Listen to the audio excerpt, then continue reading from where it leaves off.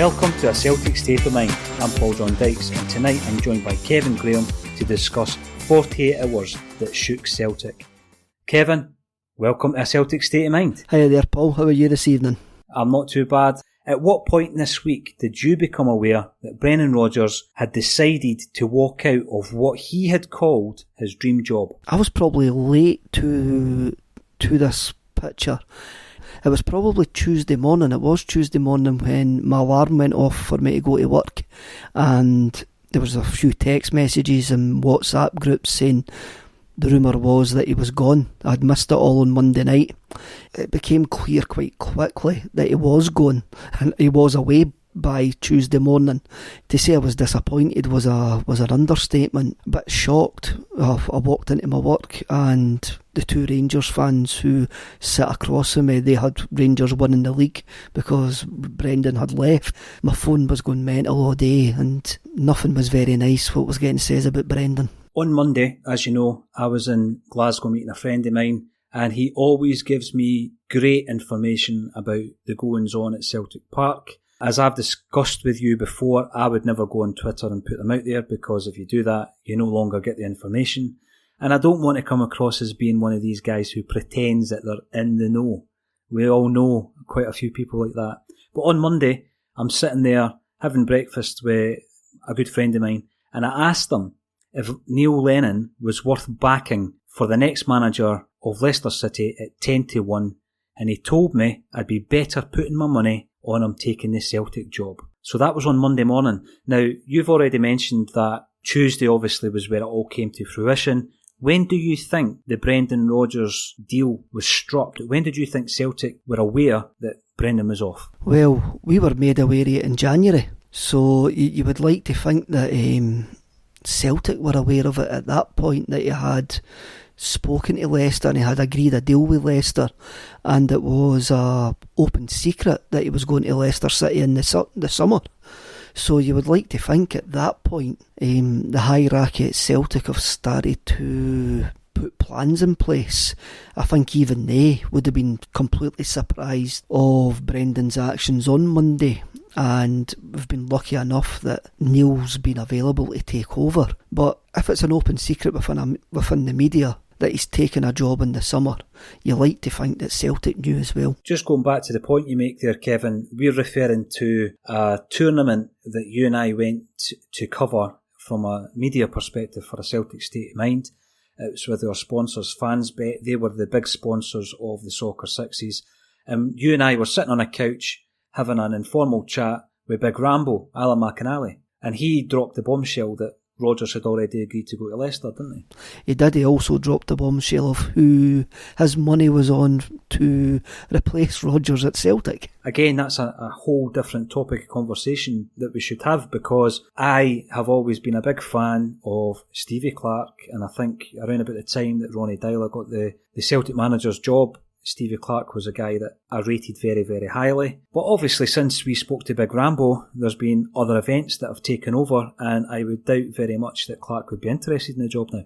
Definitely, I think he ruled himself out, and that's maybe something to do with what's went on over the last few weeks with Clarke and the less intelligent members of the Rangers support.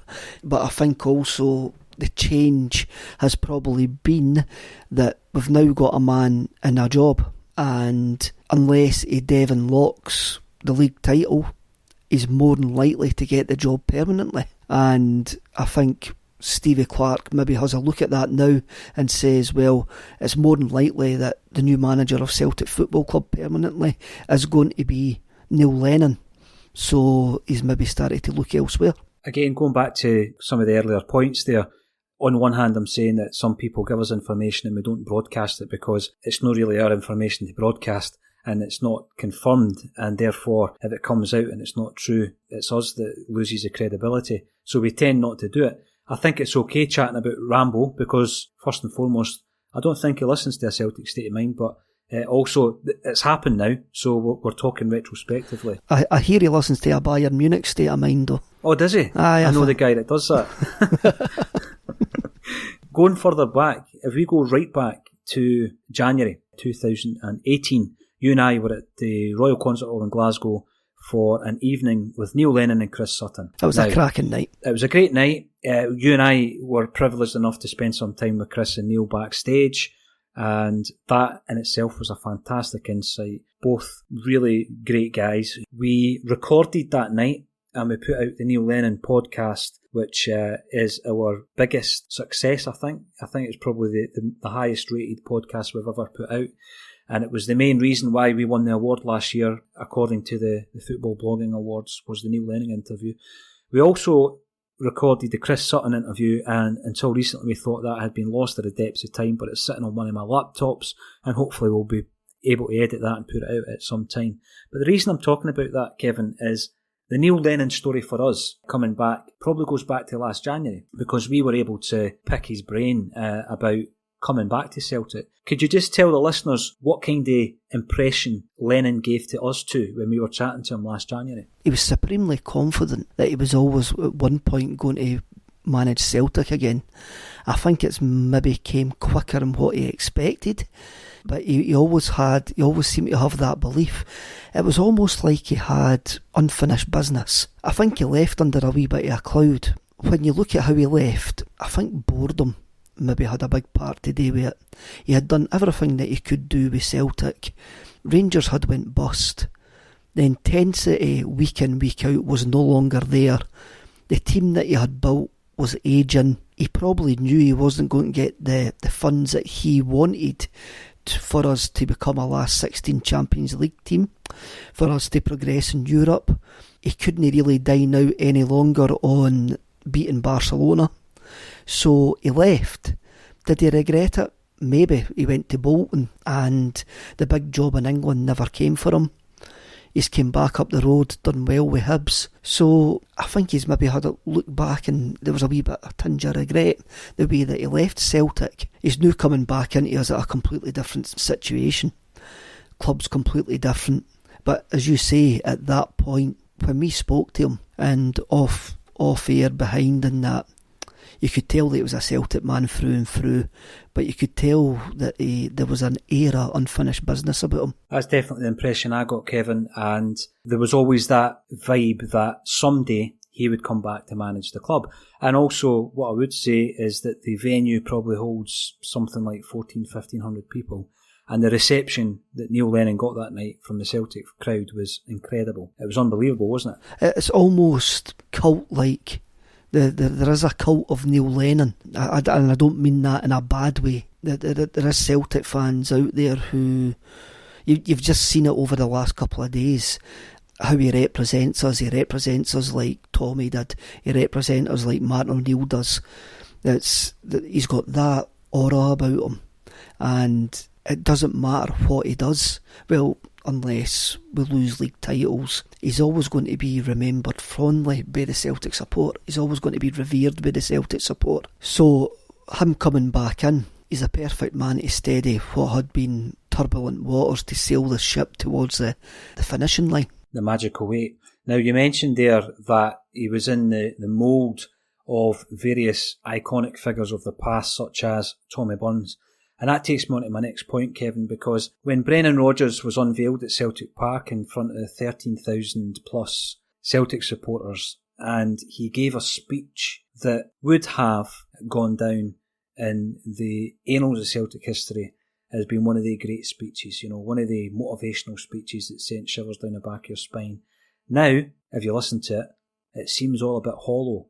And the reason for that was I started getting text messages regarding comments that Danny McGrain had made to me at another event at the Royal Concert Hall in January just past regarding Brendan Rodgers. We'll go into that in a wee second.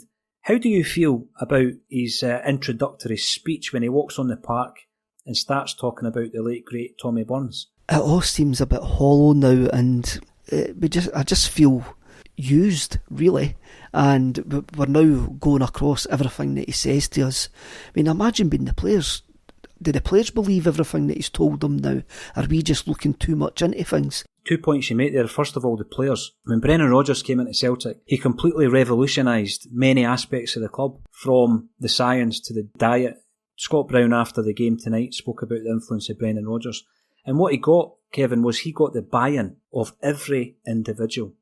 I mean, and I'm talking the fans, the board members initially, although obviously that changed as time went on, the players and the staff. Every member of staff that you speak to that works for Celtic bought in to Brendan Rodgers' vision. The infrastructure has to remain. He's got that club performing at a Premier League level, which Lennon couldn't do beforehand, which Ronnie Dyler couldn't do.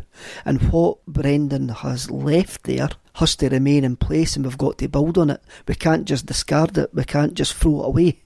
And Lennon's been saying the right things, and that level of attainment, that level of perfection, that level of preparation must remain at the football club, and everybody still needs to buy into that, but Lennon needs to buy into that as well. Now, Kevin, we've spoken about some of the things that Rodgers done well. Of course he did. We've won 7 trophies domestically in a row.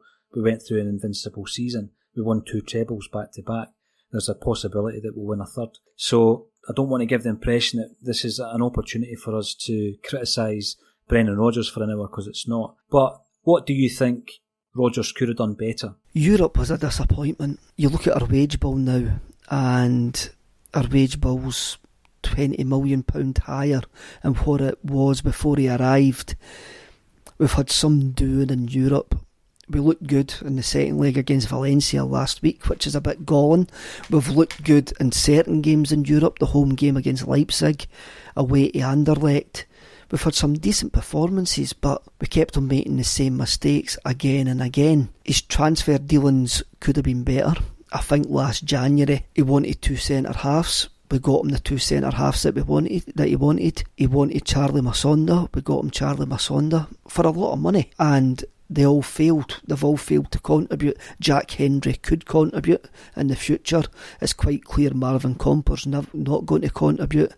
And Charlie Masonda I don't even know where Charlie Masonda is now. I think he's at the same club as Islam Farouz. Fair play, both of them are probably playing the PlayStation together then, eh? He could have done things better, but we can't argue his domestic record. We can't argue with how he improved players. That there is this myth that he wasn't backed. The wage bill proves he was backed. The size of the squad proves he was backed. I would love to seen Ronnie Dyler with a £59 million wage bill. I'm sure Neil Lennon's sitting there looking at that squad going, when I left, I wanted a squad like this. I never got this squad. Now he's got this squad through a strange twist of fate. So he could have done things better. I think Brendan himself knows, and I've got no gripe with Brendan Rodgers leaving Celtic. He had done everything that he could do with Celtic. My gripe is with the timing and how he's went about the whole thing. He has maybe took Celtic as far as he could take us. He's not going to get the money that he wants to take us to the next level. Me and you had a conversation last week before the Valencia first tie.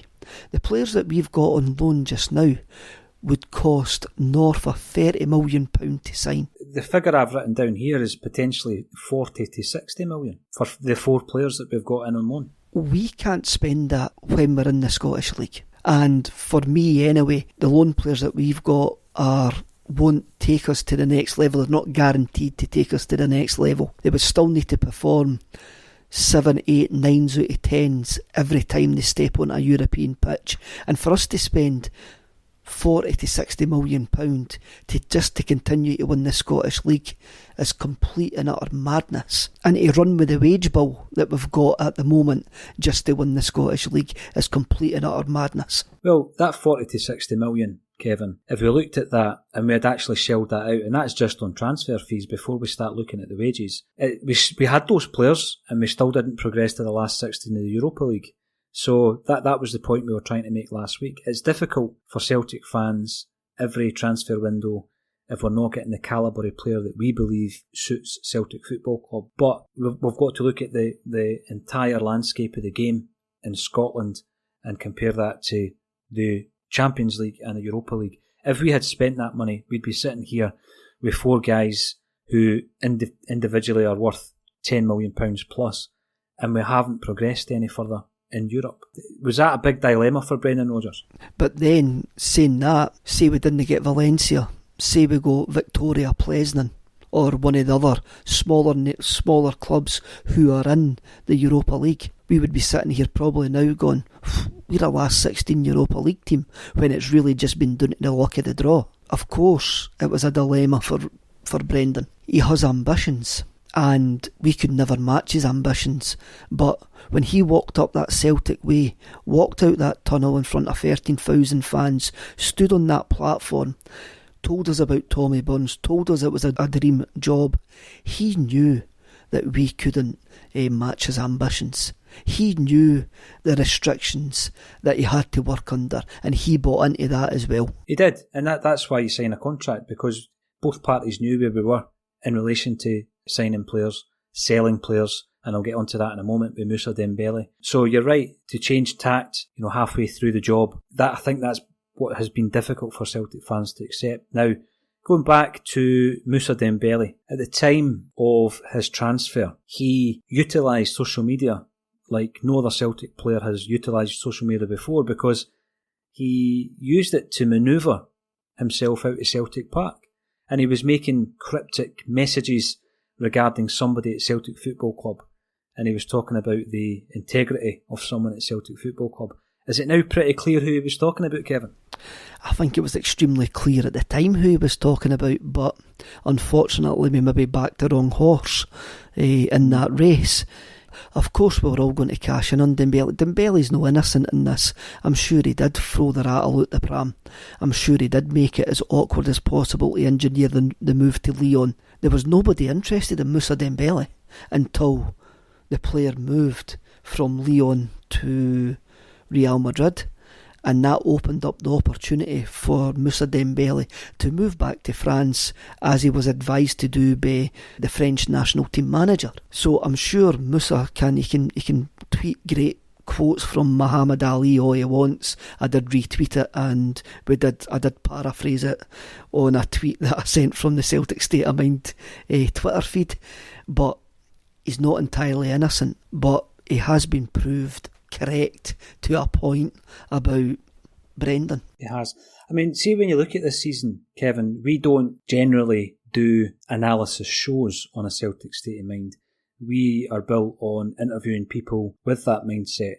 However, because of the events of this week, we felt it necessary to have a discussion in relation to that. But when you look at this season, when we look back on this season, you've got the Dembele affair, where obviously very publicly these grotty social media tweets that are criticising someone at Celtic. You've got the situation with Boyata, who for all intents and purposes downed tools and went on strike. Never since Marco Viduka, was he called Marco at the time, or Mark, had dropped the O by the point that he took his boots off against Inverness Cali and refused to go onto the pitch for the second half. And before that, we had Davy Hay and George Conley gone on strike back in the early 70s. But Boyata, in the modern day, to go on strike and for Brendan Rodgers to have to deal with that. We then had and have a situation with Lee Griffiths due to issues off the pitch, being unable to play for Celtic. And then you've got Brendan Rodgers' interviews and to the media, giving them loads of information, throwing the board under the bus more than once. It's been a strange old season, Kevin. How much would you lay at the door of Brendan Rodgers? The fact that there's a title race is down to Brendan Rodgers. As soon as he threw the chief executive under the bus in August, we knew there was something up. I mean, you can even we can have a look back now and overanalyse everything. Earlier on in the season, we got beat 1-0 at Tynecastle in a horrific game of football. And you look at the team that he put out that day, and you go, what was he playing at? That was just after the whole I want more money situation. It seemed to be after the fallout regarding Boyata. The club wanted to sell Boyata, which is what we do, which is good management. You're getting offered £9 million for a player who's in the last year of his contract. He has no intention of signing another contract, and your manager goes, I want to keep him. Now we've got an asset. I hate calling players assets, but now we've got a player who's going to walk away in the summer for nothing, probably somewhere in the East Midlands, round about the Leicester area, and that's bad management. What kind of ultimatum's that when he knows that selling that player makes good sense. Right, we didn't have Benkovic in at that time, and I think Ayer was struggling with injury at that point. But we knew the Boyata situation was coming. And the reason the Boyata situation, the reason that he wanted to keep Boyata so desperately, there's two reasons. To get one over Peter Lawwell, and also to mask his failing that the two centre-halves that he bought in January weren't first-team ready. They weren't up to scratch. Now listen, Kevin, we've jumped back and forward a wee bit, but there's been a lot happening, so that's understandable. I mentioned before about a conversation that happened in January with Danny McGrain. Aye. And the only reason I'm mentioning this is because it seems to have cropped up, because obviously it was mentioned not only to me, but there was another 1,300 people in the room, I believe, at a conversation with Danny McGrain in January. And as an opener, I asked the question about Brendan Rodgers' well-told story about their first experience together on the first training session that Brendan told at his book launch. And he told the story to Eamon Holmes and it ended up on a DVD, I think. It was on Celtic TV, etc., etc. A beautiful soundbite. And Danny McGrain basically said it didn't happen. It didn't happen. So I believe that somebody mentioned it on a forum. You might tell me where it was. I don't use any forums these days, but apparently it cropped up on a Celtic forum. And somebody sent me the screenshot of the quote that the user had actually put up. Now, I'd be paraphrasing because I didn't record the conversation, but that screenshot is how I remember the conversation. It's as near to verbatim as it possibly could be, what Danny McGrain said that night. And basically what Danny said was that he was embarrassed. He was sitting in the crowd. Was it at the Glasgow Hydro? Yes, it was. It was at the Hydro, aye. Brendan Rodgers' book launch. And he's sitting there, I think, with his wife, and Brendan Rodgers tells the story, and Danny McGrain said it didn't happen. And he was embarrassed because it made him appear as though he was desperate for a job. You know, like he was a groundsman looking for a job. And this is Danny McGrain we're talking about. Then a few people asked, because at that point, until this podcast, I've not said it was me that interviewed Danny McGrain when he said this. But people had said, why has this not been mentioned before now? Well, the reason I've not mentioned it is because Danny McGrain and Brendan Rodgers are both employed by Celtic at that point. And it would look as though I'm trying to throw a spanner in the works. And it would look as though I'm criticising the gaffer. And if I'd done that in January, then it would have appeared as though I was up to no good, trying to create an issue that wasn't there. So what was your feeling on that when you seen that? There's been some reaction online to the Danny McGrain story. I've only I don't know what forum it came from, because I've only seen the screenshot like yourself. It appeared on my supporters club WhatsApp group. I was at the book signing at the penalty spot with Danny McGrain. Anybody that's been in the penalty spot, it's a wee shop, and we were in the wee back room, the wee kitchen, but at the back just before Danny went out to start signing the books. And there was myself, there was my dad, and Kevin, who owns the shop, and I think Jim McCalliog was there as well, eh? And Danny told that story to all of us in that wee kitchen, the exact same story, that didn't happen. Because he was talking about, he goes up to Lennoxtown and he uses a gym and he's going to retire from it. And I went, I can't remember how it came about. It could have been me. I can't really remember. But somebody mentioned Brendan, and he went, aye, he told that story, but that didn't happen.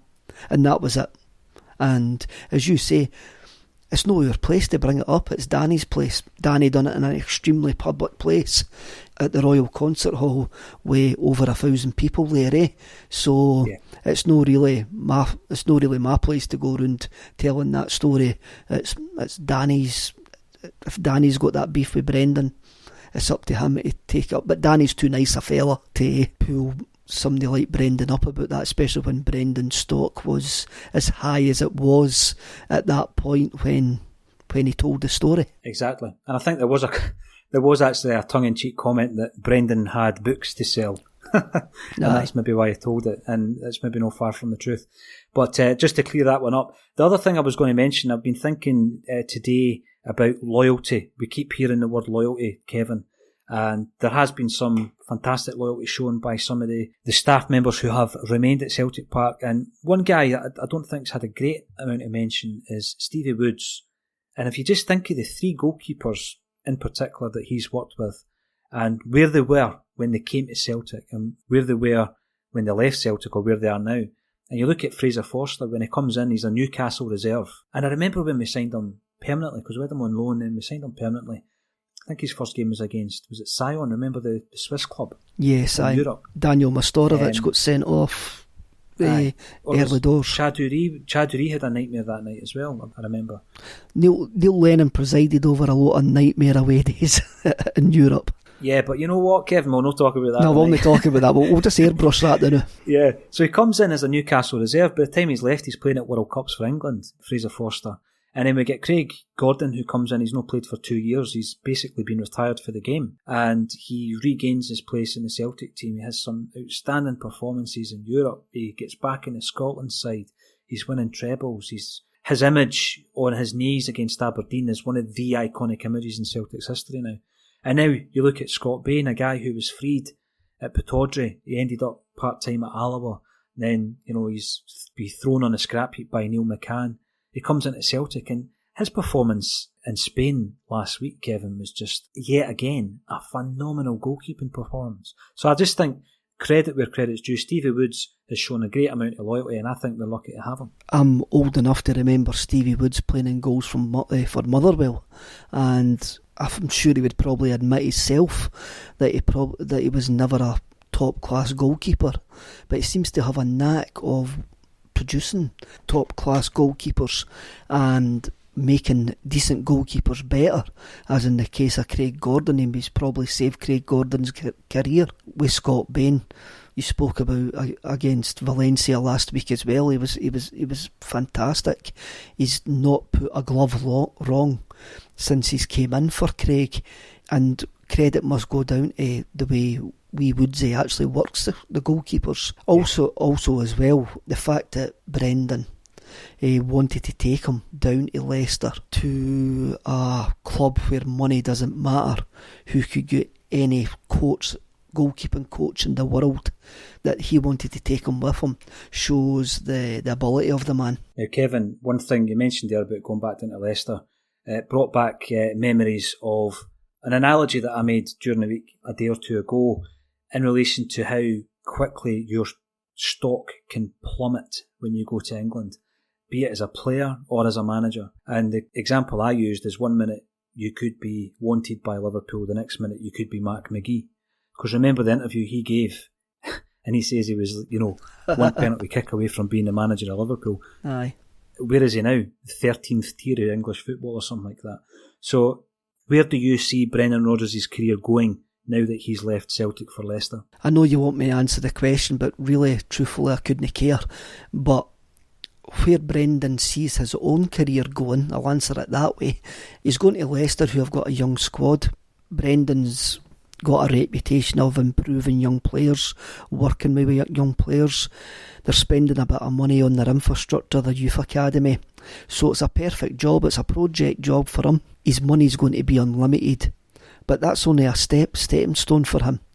He knows that even what he achieved up here, he wouldn't get another elite job in England. He wouldn't get the Chelsea job, which is likely to come up in the next few weeks. He won't get the Liverpool job again. He won't get the Arsenal job.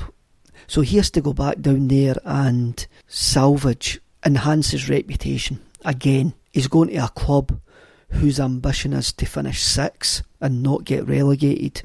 The pressure's off.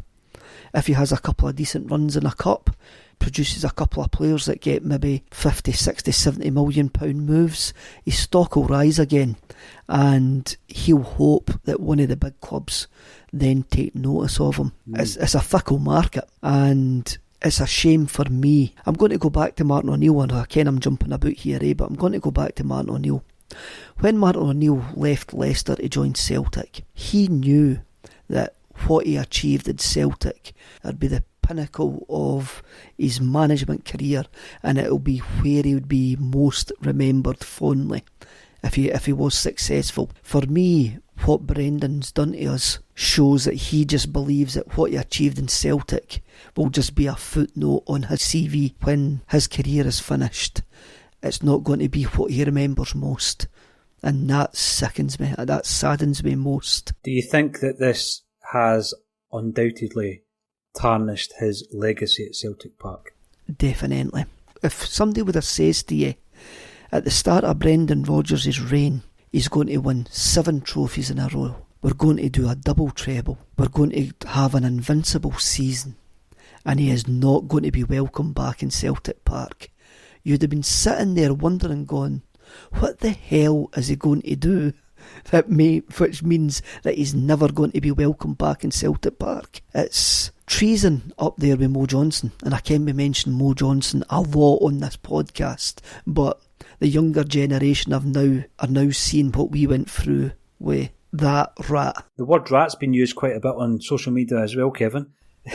As has snake. I'm looking at the Celtic squad and I'm looking at the players that obviously were go-to players for Brendan Rodgers. Many other players were written out of the equation. One such player that we've mentioned already was Leigh Griffiths, and that was for other reasons other than his ability. Do you think Neil Lennon will be good for Leigh Griffiths? I think out of all the members of the squad that would have been happy to see Rodgers go, Leigh Griffiths was probably one of them. I've been quite vocal on my supporters bus, and if anybody asks me, I didn't think Leigh Griffiths would kick another ball for Celtic. I do think with Neil Lennon in charge he probably will, and Lennon might just be what Leigh Griffiths needs, but Leigh needs to actually help himself. Leigh needs to pull his socks up. Leigh needs to realise that the number of chances that he's getting is rapidly running out, and what Celtic demand of their players, he's got to live up to that. He is a talent, and hopefully we'll see that talent again. Definitely. Is there any other players who are out of the picture? You mentioned Jack Hendry before. Fans have been very critical of his performances since he came in last January. Do you think he's got a future under Lenny? I think Jack Hendry, on the face of it, was a decent enough signing. It was a signing that made sense at the time. The young lad has struggled to make the step up. He was probably thrown in far too early. I think the way that Celtic work was that we signed players to make an impact in 12 months' time, 6 to 12 months' time. Unfortunately, we had injuries towards the end of the season and he was thrown in. And the European debacle at the start of the season didn't help him.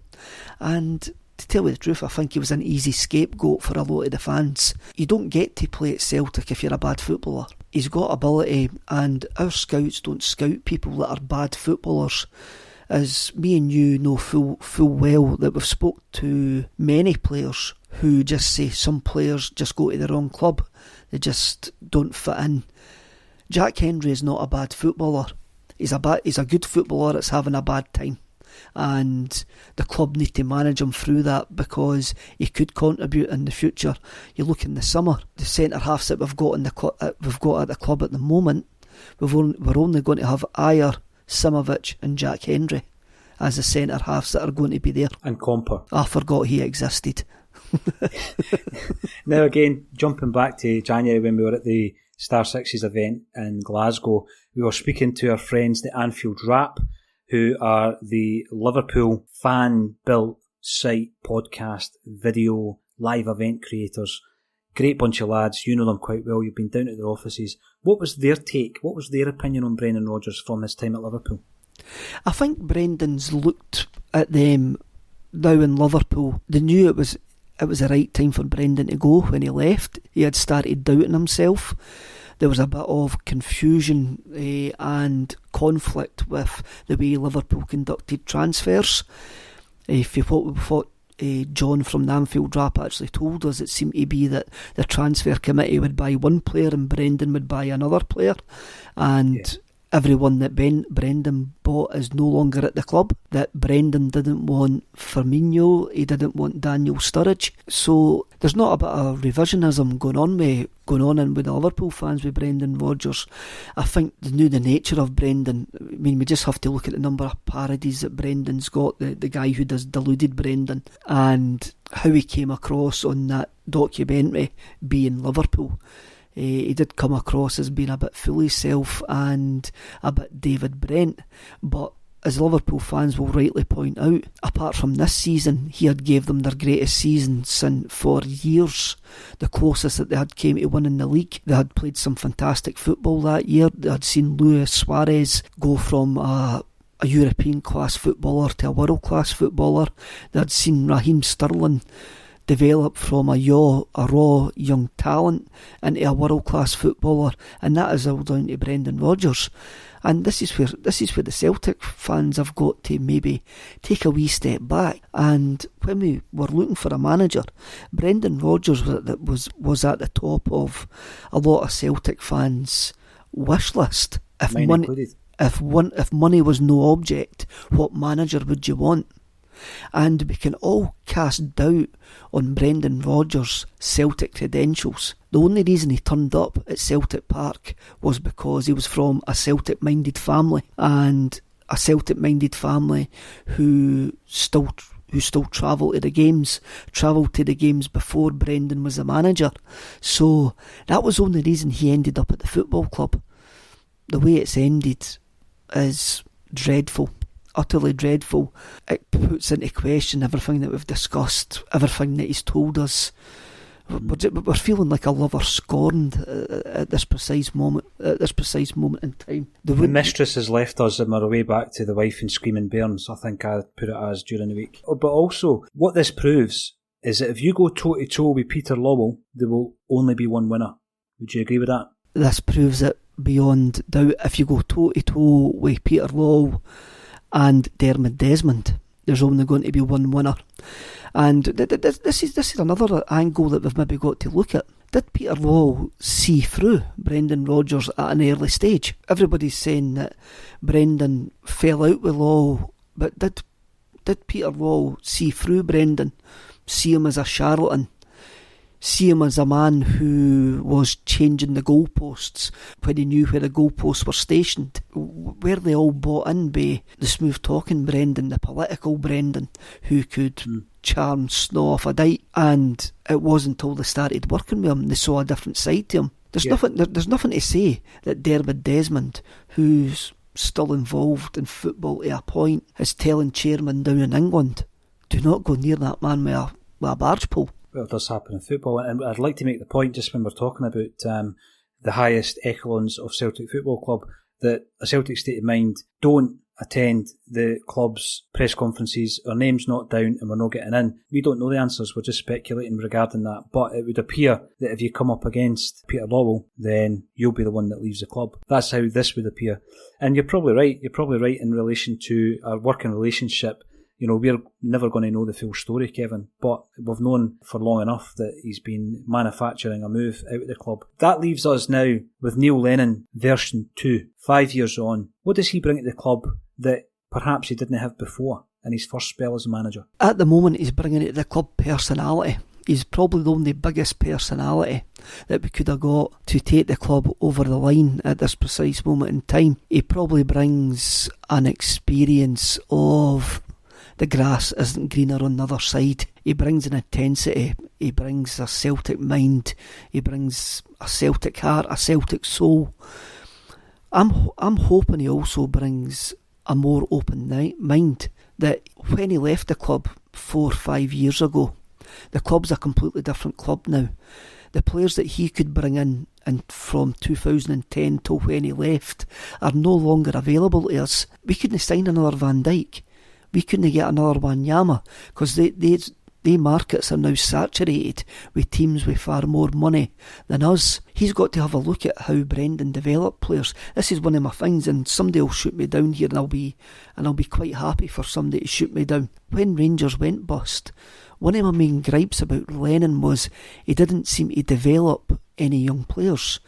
He didn't seem to take any risks with the Dylan McGeochs of this world, who became a major player for him at Hibs.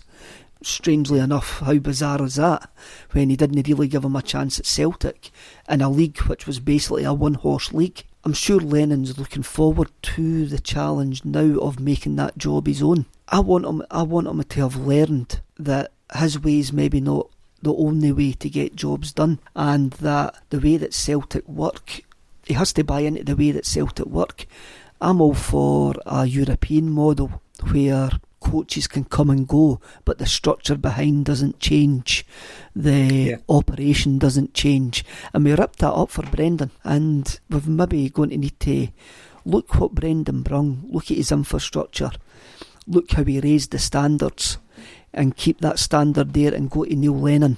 You've got a second chance at this job, but you've maybe got to do it our way now. And again, that sounds bad, and I'm sure Neil will want to bring in his own ideas, but he can't just throw everything. The journey the club's been on in the last 2 and a bit years, the bar's been raised, and he's got to ensure that bar stays raised. And the club have got to ensure that as well. One of the other players you mentioned, Dylan McGeoch, he didn't give Callum McGregor a game either, and obviously he's now one of our mainstays, so it'll be interesting to see how Callum McGregor develops. I'm sure he will develop under Neil Lennon. One final question, beyond this season, we know that Neil Lennon is the interim manager until the end of the season. Beyond this season, who do you see in the hot seat at Celtic Park?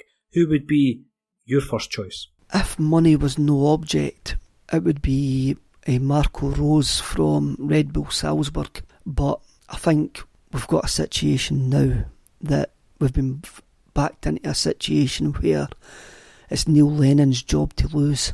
Obviously, he's been given some guarantee that if he does well, the job is going to be his, because it doesn't look well on a football club if you've got a manager that comes in at a time of crisis, wins you the league, possibly wins you the Scottish Cup, then you let him go in the summer, but not exactly Real Madrid. So I would say it's Lennon's to lose, and I can't see him losing the league now. We've got the best squad in the league, the most experienced squad. But again, I think more important going forward is we get a model in place, and Lennon buys into that model, and we take all the good stuff that Brendan Rodgers done for us, keep it there, Lennon buys into it, and we move forward with a clear plan of how to make us a sustainable club that competes in Europe. That's the main thing, just compete in Europe. Not set targets like the last 16 of the Champions League.